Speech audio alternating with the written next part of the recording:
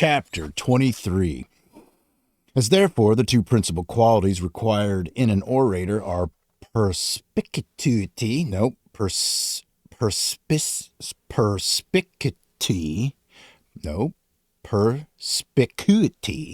in stating the subject, and dignified ardor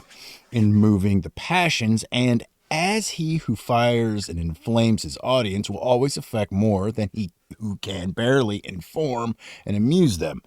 we may conjecture from the above narrative, with which I was favored by Rutilius, that Laelius was most admired for his elegance and Galba for his pathetic force. But the energy peculiar to him was most remarkably exerted when, having in his praetorship put to death some Lusitanians contrary, it was believed, to his previous and express engagement. Now I'm going to keep going. Titus Libo, the tribune, exasperated the people against him and preferred a bill which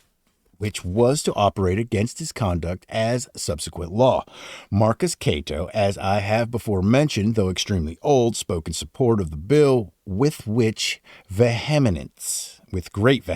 which speech he inserted in his book Antiquities a few days, or at most only a month or two, before his death. On this occasion, Galba, not refusing to plead to the charge and submitting his fate to the generosity of the people, recommended his children to their protection with tears in his eyes, and particularly his young ward, the son of Caius Gallus Sulpicius, his deceased friend, whose orphan state and piercing cries, which were the more regarded for the sake of his illustrious father, excited their pity in a wonderful manner, and thus, as Cato informs us in his history, he escaped the flames which would otherwise have consumed him by employing the children to move the compassion of the people.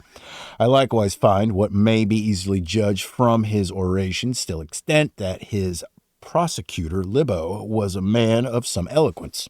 As I conclude these remarks with a short pause, what can be the reason, says Brutus, if there was so much merit in the oratory of Galba, that there is no trace of it to be seen in his orations, a circumstance which I have no opportunity to be surprised at in others who have left nothing behind them in writing. 24. The reasons, said I, why some have not written anything and others not so well as they spoke are very different. Some of our orators, as being indolent and unwilling to add the fatigue of private to public business, do not practice composition, for most of the orations we are now possessed of were written not before they were spoken, but some time afterward. Others did not choose the trouble of improving themselves, to which nothing more contributes than frequent writing, and as to perpetuating the fame of their eloquence, they thought it unnecessary, supposing that their eminence in their respect was sufficiently established already, and that they would be rather diminished than increased by submitting any written specimen of it to the arbitrary test of criticism. Some also were sensible that they spoke much better than they were able to write, which is generally the ease of those who have a great genius but little learning, such as Servius Galba. When he spoke, he was perhaps so much animated by the force of his abilities and the natural warmth and impetuosity of his temper that his language was rapid, bold, and striking. But afterward, when he took up the pen in his leisure hours and his passion had sunk into a calm, his elocution became dull and languid.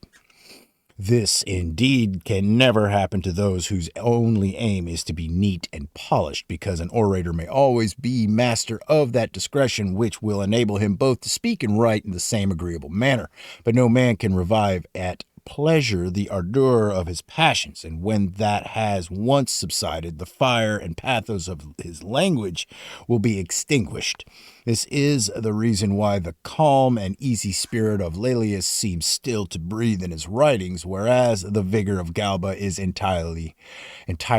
withered away.